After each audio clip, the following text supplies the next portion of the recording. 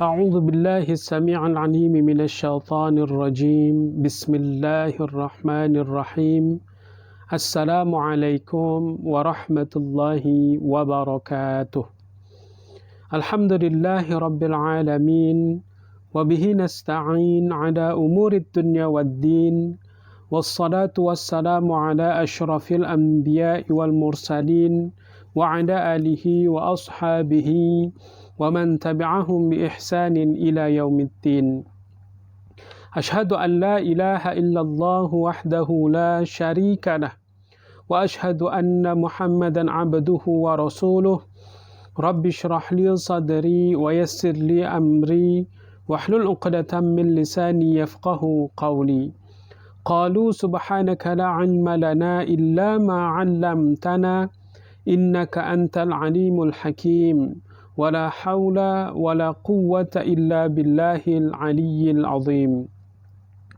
رضينا بالله ربا وبالإسلام دينا وبمحمد نبيا ورسولا حسبنا الله ونعم الوكيل نعم المولى ونعم النصير اللهم فقهه في الدين وعلمه التأويل أما بعد. Alhamdulillah, segala puji bagi Allah, Tuhan yang mentadbir alam semesta, segala isinya, dan menciptakan makhluk-makhluknya, memberikan pelbagai-bagai nikmat sesuai dengan apa yang Allah telah tentukan. Mudah-mudahan ketika kita menerima pelbagai nikmat tersebut, kita gunakanlah nikmat tersebut untuk mendapatkan keridaan Allah, sehingga kita dalam kumpulan hamba-hamba yang bersyukur. Begitu juga berselawat dan menghidupkan sunnah baginda Nabi sallallahu alaihi wasallam.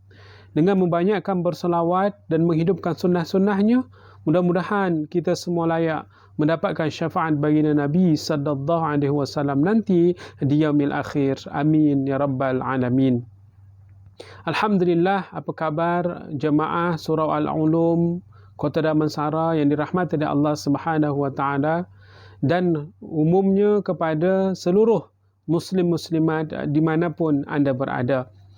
Pada malam ini kita dapat bersama untuk meneruskan kelas pengajian kita, walaupun berhenti beberapa seketika, dan kita dapat bertemu kembali pada malam ini melalui alam maya. Tidak membantutkan keinginan kita untuk terus menimba ilmu, memberi kesedaran kepada roh kita, kepada iman kita, untuk tetap bersemangat melakukan ibadat kepada Allah walau apa jua keadaan hidup yang tengah kita hadapi pada hari ini. Tuan-tuan yang rahmati Allah Subhanahu wa taala, pada malam ini kita akan membincangkan satu tajuk yang memberikan hikmah kepada kita, yang diambil juga daripada kitab Al-Hikam, mengenai antara tanda bergantungnya seseorang itu kepada amal. Ada beberapa hal yang dibincangkan. Bila kita lihat, tuan-tuan puan-puan rahmat dari Allah Subhanahu wa taala, dalam kalimah Ibnu Ajibah mengatakan bahawa man amila bima alima au arathahu Allahu ilma ma lam ya'lam. Beliau mengatakan bahawa sesiapa yang beramal dengan ilmu yang dipelajarinya, sesiapa sahaja di antara kita yang memiliki ilmu lalu beramal dengan ilmu yang kita ada, niscaya Allah Azza wa Jalla akan mewariskannya ilmu-ilmu yang ia tidak ketahui. Masya Allah. Beruntung kepada kita semua yang pada hari ini setiap hari mendengar pelbagai-bagai ilmu yang disampaikan.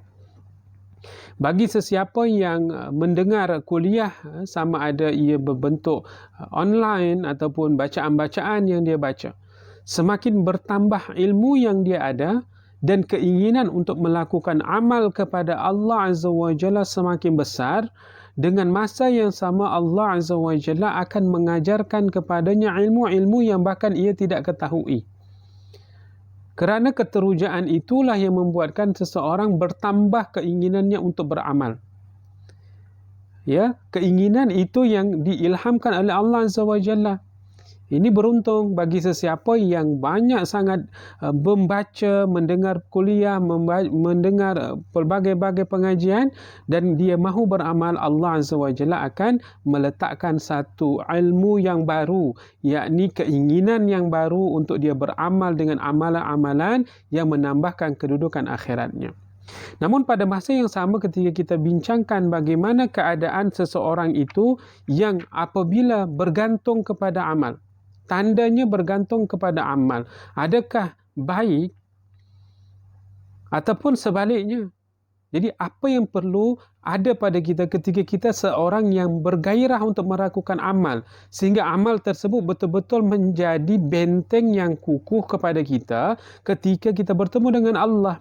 Kita tak naklah banyaknya amal, tapi amal itu tidak menjadi apa-apa kebaikan ke atas kita. Justru seperti buih di tepi pantai yang hanya menunggu ombak hadir dan habis sahaja seketika amal tersebut. Kita tak nak. Kita dah termasuk kategori orang yang punya keinginan untuk beramal. Ini sangat sukar untuk dilaksanakan, tapi kita dah mampu. Syukur kepada Allah. Tuan-tuan, puan-puan, tahap orang yang telah beramal. Ada orang yang baru nak beramal, tapi kita dah termasuk kategori orang yang sudah pun melakukan amal disebabkan ilmu yang kita ada. Tapi kita mahukan amal yang kita buat itu betul-betul menjadi sesuatu yang bermanfaat ke atas kita ketika kita bertemu dengan Allah. Tahap kita untuk memastikan amal itu diterima, amal itu betul-betul menjadi kekuatan ke atas kita. Apa perlu sikap yang ada pada kita sehingga amal tersebut betul-betul membantu kita. Dan Ibnu Athaillah juga menyebutkan bagaimana ciri seseorang itu disebutkan kalam hikmahnya daripada amal. Min alamatil i'timadi 'alal amal nuqsanur raja'i 'inda wuju'iz zalal. Yang bermaksud antara tanda seseorang itu bergantung kepada amal. Ini yang kita boleh sebutkan. Disebutkan oleh Ibnu Athaillah. Tandanya seseorang itu bergantung kepada amal ialah ketika seseorang itu kurangnya harapan kepada Allah Azza wa Jalla, ketika seseorang itu berlakunya kegelinciran melakukan dosa. Maknanya ketika ia terjerumus ke dalam dosa, ketika seseorang itu melakukan kesalahan jenayah akhirat, ia kurang berharap kepada Allah, ia kurang bergantung kepada Allah. Lah, kenapa boleh jadi macam tu pula? Disebabkan ia merasakan bahawa amal yang dia buat itu telah banyak, telah cukup sehingga tak perlukan untuk diampunkan pun, pahalanya banyak untuk menutup, membackup kesilapan yang tengah dia buat itu. Seolah-olah ia menganggap bahawa amal yang banyak itu semuanya diterima, semuanya akan dapat membantu dia. Sehingga ketika pada masa itu dia melakukan kesilapan, dia melakukan kesalahan, tidak merasa apa-apa kesilapan dan kesalahan yang ada pada dirinya dan sangat-sangat dikhawatirkan, kata Ibnu Athaillah, ia tidak berharap pun kepada Allah untuk meminta ampun ketika itu kerana beranggapan saham-saham kebaikannya terlalu banyak yang membuatkan ia tidak takut ketika terjerumus kepada kesilapan yang ia menurutnya adalah kecil. Tuan-tuan, puan-puan rahmati Allah Subhanahu wa taala. Oleh kerananya, apakah ini perkataan, apakah ini perasaan yang baik? Pastinya ia tidak baik. Walau segunung apapun, banyak macam mana pun kebaikan yang kita buat, pahala yang kita buat, kita kenalah berhati-hati di saat kita tergelincir pada masa itu. Orang yang bergantung kepada amal, dia tidak merasai ketakutan sedikit pun ketika ia melakukan salah. Dia tidak merasa berdosa pula ia melakukan salah kerana ia beranggapan pahalanya banyak. Na'udzubillah. Kita tak naklah tergolong pada kumpulan yang seumpama ini. Ketika seseorang membuat satu kesilapan di hari yang disebutkan itu, katalah hari ini, kita telah melakukan kesilapan. Jangan pernah merasa tenang-tenang saja. Justru kita kena khawatir. Perkara-perkara kebaikan yang kita buat, kita telah lupakan. Kita selalu dengar, kalau buat jahat, diingat-ingat. Kalau buat baik, dilupa-lupakan. Saat kita banyak buat baik, dah tak payah ingatlah. Biarkan Allah dan malaikatnya yang mencatat segala bentuk amal kebaikan kita. Tak perlu kita ingat pun. Sebab bila kita ingat, inilah yang berlaku ketika satu waktu kita buat silap, kita tak merasa kekhawatiran kerana kita dah kira-kira pahala kita banyak. Tak, kita tak nak menjadi seorang yang menganggap kebaikan kita terlalu banyak. Apa yang perlu kita buat? Bila sampai tahap kita buat baik, lupa-lupakan. Tapi jika kita sampai pada masa tersilap, langkah melakukan dosa, sama ada kecil, saghir wala kabir, kecil atau besar, semua itu perlukan rajak, perlukan harap, perlukan takut kepada Allah Azza wa Jalla.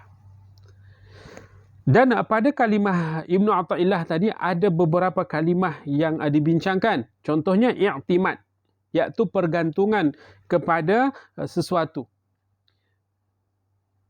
Seseorang yang bergantung, i'timad di sini dia bergantung kepada amalnya, yang membuatkan dia merasa selesa dengan amal, sehinggalah membuatkan ia menjadi orang yang tidak berfikir panjang. Bila tersilap langkah, dia tidak mahu mengakui dan bahkan ia merasa tenang-tenang sahaja. I'timad di sini, pergantungan kepada amal, perlulah kita hindarkan.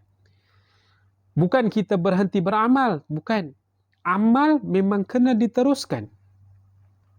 Kerana begitu kita dapat ilmu, seperti mana tadi kata Ibnu Ajibah, ketika kita berilmu, mengetahui akan kebaikan-kebaikan sesuatu amal tersebut, lalu kita ditakdirkan oleh Allah buat amal, Allah mahukan kita menjadi seorang yang baik.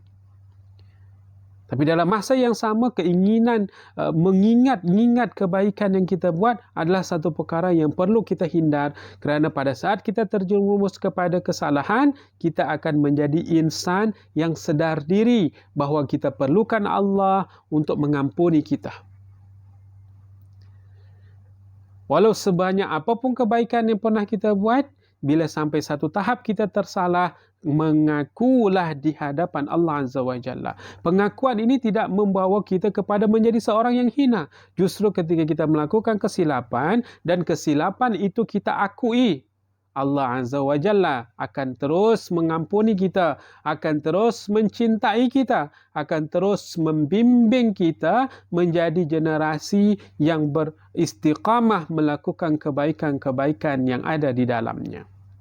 I'timad, jadi pergantungan kepada amal perlulah kita hilangkan. Bila kita sampai tahap beramal, lupa-lupakanlah kebaikan itu supaya pada masa ketika melakukan kesilapan, kita mengakuinya di hadapan Allah Azza wa Jalla. Lalu dalam kalimah yang tadi juga disebut amal, yakni perbuatan, gerakan yang berasal daripada hati lalu diiringi dengan perbuatan. Ketika kita telah melakukan keinginan untuk melakukan amal, ya, untuk melakukan kebaikan, perkara-perkara baik, lalu bukan hanya sekadar diingini oleh hati, tetapi diaplikasikan oleh anggota tubuh badan sehingga kita melakukan amal tersebut. Siapa yang menggerakkan kita dapat melakukan amal? Justrunya adalah Allah yang menggerakkan. Hatta ketika laungan azan berkumandang, di saat kalimah-kalimah lain, Allahu Akbar, benda tu kita jawab benda yang sama. Asyhadu an la ilaha illallah, asyhadu anna Muhammadar Rasulullah. Kita jawab benda yang sama. Tapi bila satu ajakan untuk melakukan amal, hayya 'alas salah, hayya 'alal falah, bila satu seruan untuk marilah mengerjakan salat, marilah menuju kemenangan. Mari. Ketika ajakan untuk amal, untuk berbuat amal tersebut, kita tidak menjawab kalimah yang sama. Kenapa? Kerana kita la haula wala quwwata illa billahil aliyyil azim. Tiada daya upaya kami Rab, kalau bukan Engkau yang memberikan kekuatan itu, kalau bukan Engkau yang mengilhamkan kami untuk buat, la quwwata illa billah, kami tidak mempunyai kekuatan kecuali kekuatan itu datangnya daripadamu ya Allah. Justru pada hari ini, ketika sesiapa yang gemar untuk buat amal, ialah satu peluang yang hebat yang dikurniakan oleh Allah Azza wa Jalla. Jadi jangan dipersia-siakan. Ilham daripada Allah mahal harganya. Ada ramai orang yang memahami akan perkara-perkara kebaikan. Teori bukan tanggung, boleh cerita A hingga Z. Tapi di saat diperlukan untuk melakukan amal itu di waktunya, ramai juga yang kecundang untuk tidak dapat melakukan amal tersebut. Kerana apa? Kerana tidak diberikan kekuatan oleh Allah Azza wa Jalla. Kenapa? Mungkin disibukkan dengan dunianya, disibukkan dengan maksiatnya, disibukkan dengan perkara-perkara yang melalaikannya, sehingga semua amal itu tidak dapat ia buat di saat diperlukan untuk buat amal. Tapi beruntung bagi seseorang yang diberi kekuatan untuk amal, ketika hatinya teringin untuk buat, lalu kekuatan dihantar oleh Allah ke dalam jasad dan ruhnya untuk bangun dan buat.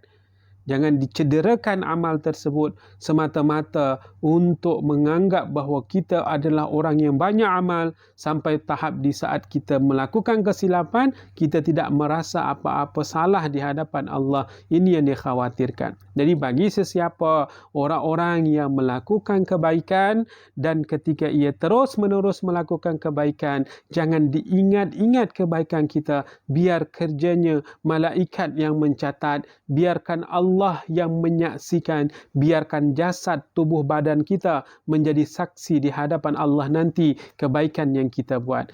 Ketika kita terjerumus pada maksiat, kita sentiasa akan menjadi orang yang berkata, mengakui kelemahan diri di hadapan Allah. Jadi sikap apa yang perlu kita buat ketika kita dah terlanjur buat silap, ketika amal yang kita buat kita lupa-lupakan, yakni kalimah di sini ada perkataan ar-raja, yakni kalimah harapnya hanyalah kepada Allah sahaja.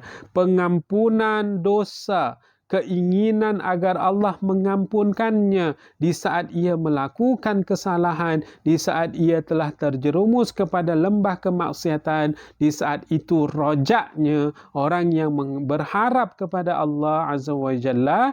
Di sinilah kehebatan orang-orang yang tidak bergantung kepada amal, orang-orang yang meneruskan kebaikan-kebaikan dan dilupakan kebaikannya di saat ia terjerumus kepada kesalahan, ia menjadi generasi yang mengharapkan Allah mengampuninya. Masya Allah, tuan-tuan, puan-puan yang rahmati Allah Subhanahu wa Ta'ala.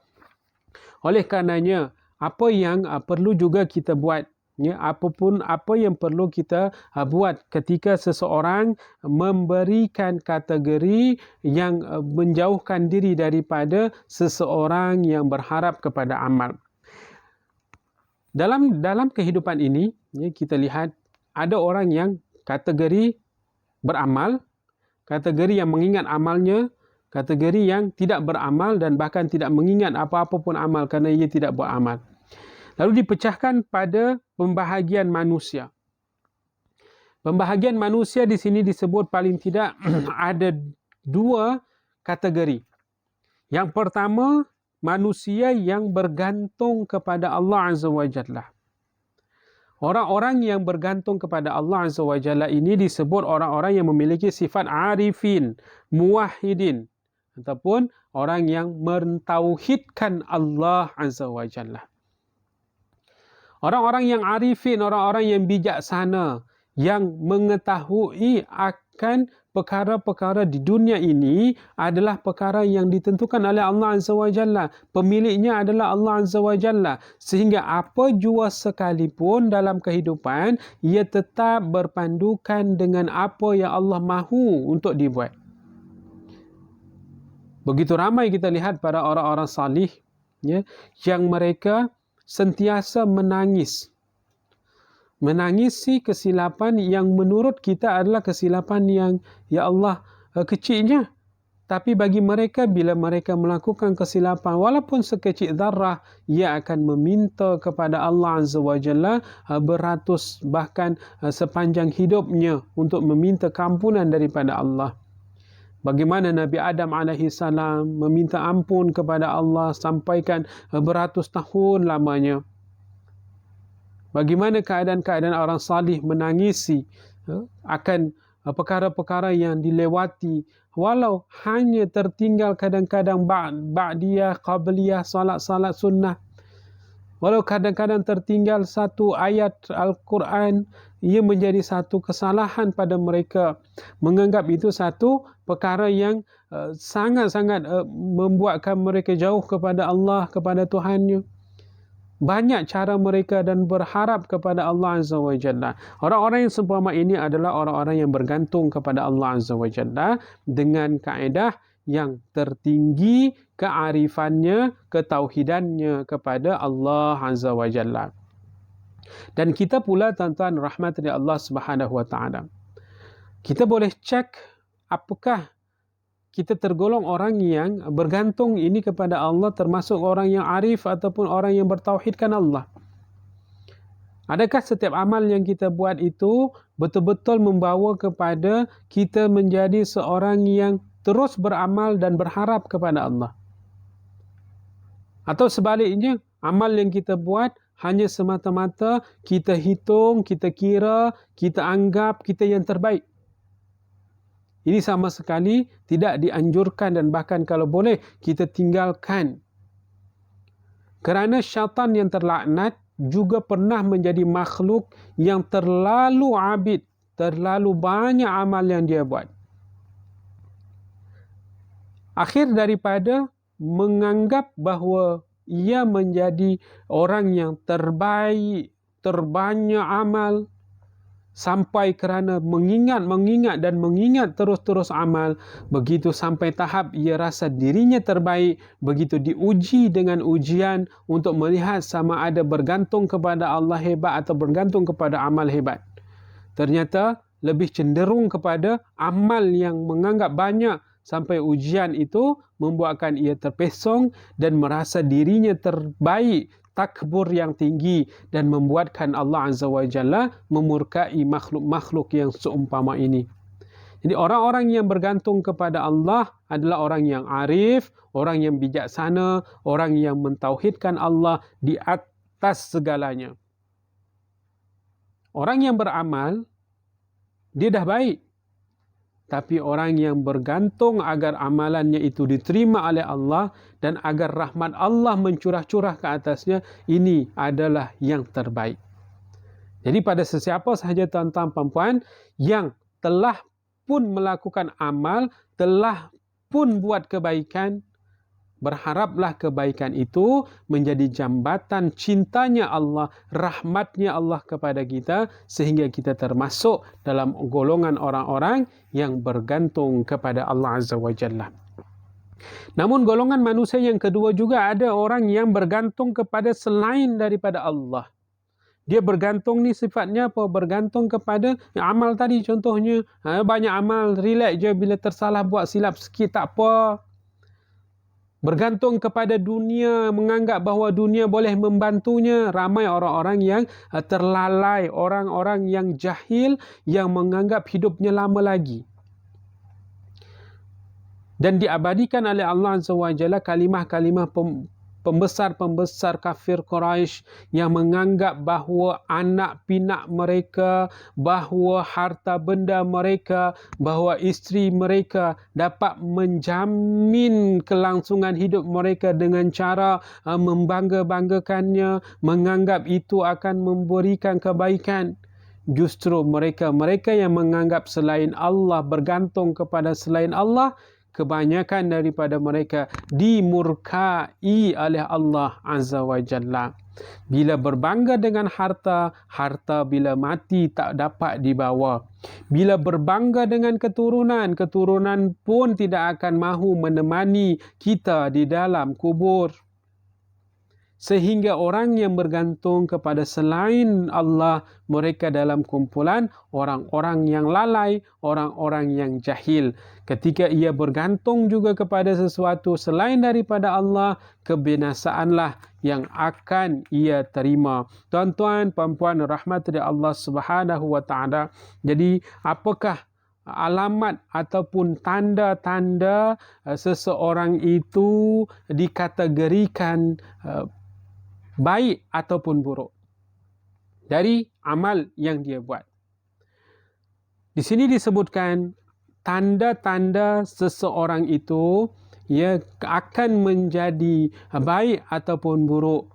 Disebutkan yang pertama, bergantung kepada nafsu. Seseorang yang bergantung kepada nafsu adalah tanda-tanda kecelakaan. Semua orang yang pada hari ini mengikut setiap hasutan yang dibawa oleh nafsunya untuk melakukan perkara-perkara yang dianggapnya seronok. Berbangga-bangga dengan keturunan mungkin, berbangga-bangga dengan amal yang banyak mungkin, sampailah ia mengikut hasutan yang dibawa oleh nafsu, ia akan membuatkan tanda alamat orang tersebut dikategorikan celaka atau dikategorikan dalam keadaan binasa. Selagi ia masih dekat dunia, masih boleh lagi dibetulkan.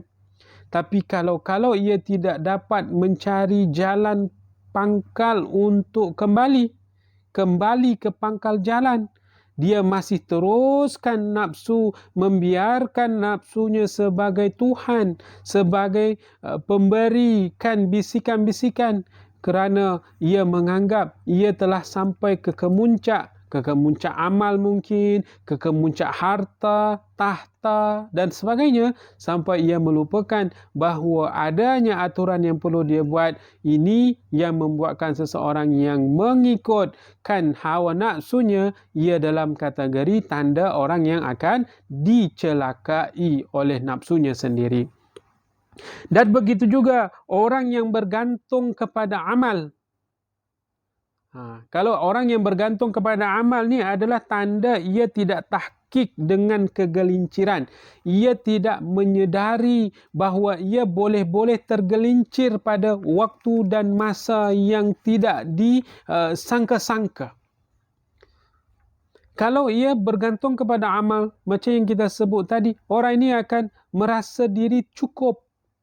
Bila sampailah satu masa ia tergelincir kepada kemaksiatan, ia tidak merasakan itu maksiat, itu berdosa sebab pahala banyak boleh backup. Bahaya orang yang terlena dengan amal yang banyak, menganggap diri terbaik. Kita perlu tepis, kita perlu hindar terlebih dahulu. Dan orang yang bergantung kepada Allah Azza wa Jalla adalah tanda tahqiq ma'rifah dengan Allah. Untuk selamat daripada kedua-dua benda yang dibincangkan tadi, terlena, terbuai dengan nafsu, terbuai dengan amal yang banyak, kita simpulkan, kita harapkan, kalau kita terlena dengan nafsu kita mintalah Allah Azza wa Jalla angkat kesibukan kita mengikuti nafsu kita dengan kesibukan mengikuti petunjuk Allah, yakni dengan banyaknya beramal. Dan setelah kita banyaknya beramal, kita minta Allah tunjukkan, hidayahkan kepada kita agar amal itu mendatangkan keredaan Allah ke atas kita. Agar redha itulah yang membawa kepada kecintaan Allah dan terjaminlah hidup kita di akhirat. Kalau bergantung kepada amal, kita khawatir seperti mana kisah yang disebutkan, bahkan ada dalam kitab Nasihat Agama Wasiat Iman, bagaimana kehidupan seorang yang dikurniakan oleh Allah umur yang panjang. Bahkan disebutkan 500 tahun lebih. Dan untung orang itu dikisahkan dia dalam keadaan yang melakukan amal sepanjang hidup. tak mempersia-siakan ilmu dan kehidupan yang dikurniakan oleh Allah, sehingga dia beramal sepanjang hidupnya. Lalu dalam perbincangan dalam kisah tersebut disebutkan bahawa pada saat ia dipelawa oleh Allah untuk masuk ke dalam syurga, tapi kalimah yang digunakan ialah masuklah kamu kerana rahmatku. Dan orang yang beranggapan bahawa amalnya ketika di dunia dia telah menghabiskan masa untuk beribadat 500 tahun lama, dia merasa kenapa tidak kerana amal? Kenapa dimasukkan kerana rahmat? Apakah amalku tidak cukup? Kenapa tak dipelawa sebabkan amalku? Lalu dibentangkan kepadanya bagaimana keadaan kalaulah kamu masuk kerana amal, niscaya tidak cukup. Kenapa? Kerana Allah ingin kira supaya dia sedar. Allah kiralah dari nikmat yang Allah kurniakan sepanjang dia hidup. Mata, telinga, kehidupan, rezeki dan sebagainya. Namun hanya dari mata sahaja, nikmat mata sahaja, dikira punya kira telah mencukupi 500 tahunnya. Baru sebelah mata, baru nikmat mata. Dah habis dah kiraan syukur. Belum tangan, belum telinga. Mana nikmat mana kesyukuran, mana ibadat yang mahu untuk ditop up? Tak cukup. Mata je pun baru habis segitu. Sehingga hamba Allah ini merasakan bahawa begitu besarnya rahmat yang diperlukan oleh hamba agar masuk ke dalam syurga. Sebab bila dikarenakan amal, tidak akan cukup untuk kita beramal walau seumur hidup kita amal. Beruntunglah seseorang yang dikurniakan masa untuk beramal, dan jangan menganggap bahawa amal kita banyak, kita menjadi orang yang terbaik. Tapi beranggapanlah ketika kita dah beramal, haraplah Allah supaya sayang kita, supaya rahmat kita, agar kita tergolong dalam kumpulan orang-orang yang dimasukkan ke dalam syurga Allah dalam keadaan dicintai kerana rahmat daripada Allah Azza wa Jalla. Dan tuan-tuan, puan-puan yang rahmati Allah Subhanahu wa taala, dan sebagai kesimpulan juga bagaimana seseorang dikategorikan seseorang yang terhindar daripada berlakunya ketergantungan kepada amal. Di sini disebut pembahagian amalan itu. Ya, pembahagian amalan terbahagi kepada 3. Yang pertama, amalan syariah. Seseorang yang berlakunya amal syariah ini beribadah ataupun islah yang zahir. Anggota seperti mana disebutkan anggota taubat, takwa dan istiqamah. Jadi bila seseorang melakukan amal, pastikan amalan ini selari dengan amalan yang dibawa oleh baginda Nabi SAW. Zahirnya sentiasa membawa kepada anggota tubuh badannya melakukan ibadat, lalu melakukan salat taubat, melakukan ketakwaan dan istiqamah dengan apa yang ia telah laksanakan. Inilah amalan syariat yang telah ditentukan oleh Allah dan Rasulnya untuk kita buat. Anggota badan mengikuti. Kalau diwajibkan salat, salat. Kalau diwajibkan puasa, puasa. Bila satu masa, bila tidak difardukan pun, kita buat dalam kategori sunat. Dalam kategori yang tidak dipaksa tapi kita buat juga. Ini akan membawa lagi kepada amalan syariat yang menyempurnakan lagi. Bila ada kekurangan pada fardu kita, bila ada kepincangan, dalam sunnah-sunnah akan ditarik, akan diambil sebagai satu nilai tambah untuk di mizan nanti, di timbangan Allah Azza wa Jalla nanti. Ya, pada masa ini amalan kita bertumpu kepada syariat awalnya lagi. Ya, solat, kalau ada rezeki, pergi haji, kita berzakat, ya, dan sebagainya, itu perlukan anggota tubuh badan yang zahir, yang dibuktikan dengan perkara-perkara yang digerakkan oleh anggota badan. Dan bila sampai macam tu, kenalah kita takwakan lebih tinggi lagi. Kita pastikan istiqamah dalam melaksanakan agar amalan itu berkekalan pada diri kita. Dan kedua, amalan tariqat, yakni amalan yang padanya itu, amalan tersebut kena ada nilai-nilai keikhlasan, nilai-nilai kebenaran dalam melakukan amal tersebut. Setelah kita dapat buat amal, syariat dengan cara yang sempurna yang diajarkan oleh Nabi dan Rasul, kita kena pastikan bila dah buat semua tu, dah cantik syarat rukunnya, kita perhatikan segalanya supaya tidak membatalkan ibadat tersebut. Dalam masa yang sama, kita masukkan pada tarikatnya, yakni berhubung dengan keikhlasan, dengan kebenaran makrifat untuk mengenal Allah Azza wa Jalla. Apa yang Allah mahu selepas kita buat amal ini? Apa yang perlu kita jaga supaya amalan ini tetap berkekalan dalam akaun akhirat kita? Tidak mahulah banyak amal tapi muflis di akhirat. Orang yang beramal pun boleh muflis, ini kan pula orang yang tidak beramal. Kita dah tergolong orang yang dibenarkan untuk buat amal, kita mahu kekallah amalan itu sampailah kita bertemu dengan Allah nanti. Apa yang perlu kita buat adalah keikhlasan di setiap melakukan amal tersebut. Keikhlasan ini penting. Kerana bila sampai tahap ikhlas ni kita dah fana dah. Kita dah tak fikir dah orang puji ke, orang tengok ke, orang nilai ke, kita tidak memikirkannya dah. Sebab kita hanya mahukan penilaian dan penglihatan Allah, dan Allah Maha melihat.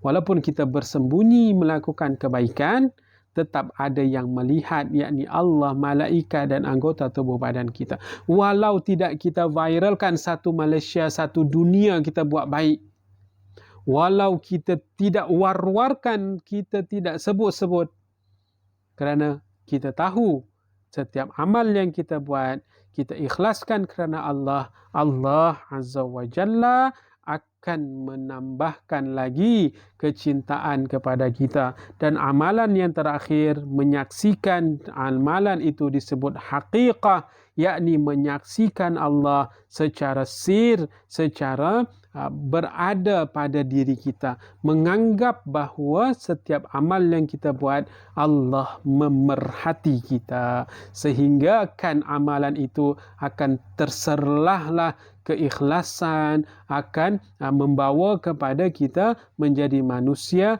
yang beramal dengan cara sempurna. Walau manusia tidak memerhati, kita akan terus buat, kita akan istiqamah buat, kita akan dalam keadaan melakukan ibadah itu berterusan sehingga ke penghujung akhir hidup kita. Mudah-mudahan tuan-tuan yang rahmati Allah Subhanahu wa taala, apa yang dapat kita sampaikan pada malam ini memberi pencerahan kepada kita bagaimana seseorang yang telah ditakdirkan oleh Allah untuk buat amal, mudah-mudahan amalan itu dapatlah diterima oleh Allah Azza wa Jalla. Sebagai kesimpulan daripada perbincangan kita, bagi sesiapa yang mahu untuk buat amal, betulkan niat kita supaya amal yang kita buat tidak bergantung kepada amal itu. Amal yang kita buat biarlah bergantung kepada Allah, sehingga ketika kita dah buat amal, kita akan lupa-lupakan dia, biar Allah yang mengira-ngira. Bukan kita sebagai pengira amal. Supaya di saat kita nanti tergelincir pada satu waktu, tergelincir dengan maksiat, kita tidak menjadi orang yang beranggapan pahala banyak, tak apa. No. Setiap kali kita tersilap, kita akan mengakui di hadapan Allah sebanyak apa pahala yang kita ada. Biarkan itu dalam catatan. Bila maksiat terbuat, mintalah ampun kepada Allah agar lembaran baru kembali dibuka untuk kita. Dan tahniah juga kepada orang-orang yang telah membaiki amalannya dengan memperhati kualiti, memperhati cara ibadatnya, dan yang terpenting pada orang-orang ahli ibadah, orang-orang yang suka amal, setiap kali habis buat amal, berharap agar Allah terima supaya dengan usaha kecil dakwah yang kita buat, usaha kecil ibadat yang kita buat, membawa kepada kecintaan dan keredaan Allah, sehingga rahmat Allah mencurah-curah, sehingga kasih sayang Allah kepada kita melimpah ruah, dan kita tergolong orang-orang yang dimasukkan ke dalam syurganya. Dan ditutup dengan satu doa daripada Rabi'ah yang disebut binti Ismail, dikatakan dalam doa tersebut, Allahumma inni ma'abadtuka hina abadtuka tama'an fi jannatika wala khawfan min narika walakin alimtu annaka rabbu tastahiqqul ibadah fa'abadtuk. Doa ini sangat baik, mudah-mudahan kita dapat kebaikannya, yang bermaksud, wahai Tuhanku, aku tidak menyembahmu ketika beribadah kepadamu kerana inginkan syurgamu, dan bukan kerana takut akan api nerakamu, akan tetapi aku tahu kerana Engkau Tuhanku yang berhak aku beribadah, maka aku sembahlah-Mu, wahai Tuhanku. Bukan kerana harap syurga, bukan kerana takut kerana neraka, tapi kerana Allah sebagai Tuhan, Allah lah yang berhak untuk disembah. Tidak ada membuatkan kita lebih bergairah untuk menyembah Allah bukan kerana habuan-habuan ataupun ancaman-ancaman sahaja, tapi kerana Allah yang telah mengkurniakan kita kehidupan, Allah yang telah membuatkan kita menjadi manusia yang sempurna pada hari ini. Cukuplah nikmat itu membawakan kita menjadi hamba yang mengabdi kepada Allah tanpa harapan yang lain. Cukuplah Allah sebagai kehidupan hidup dan akhir kita, dan beramallah kerana Allah agar Allah sayang dan cinta kita. Ketika Allah sayang, syurga itu pasti, dan Allah akan meletakkan kita ke dalam tempat yang terbaik. Wallahu a'lam. Terima kasih kepada anda semua yang menyaksikan pengajian kita pada malam ini. Mudah-mudahan Allah Azza wa Jalla kurniakan kita hati yang terang, pemikiran yang baik, jasad yang sihat, dihindarkan dari wabak penyakit, dan kita boleh hidup seperti biasa, dan Allah terus mencintai kita sehingga ke penghujung hidup kita. Demikian, ila liqa ma'as-salamah. Assalamualaikum warahmatullahi wabarakatuh. Subhanallah wa bihamdi, subhanakallahumma wa bihamdika, ashhadu an la ilaha illa anta, astaghfiruka wa atubu ilaik. Wal 'asr, innal insana lafi khusr illa alladhina amanu wa 'amilus salihat wa tawassaw bil haqqi wa tawassaw bis sabr.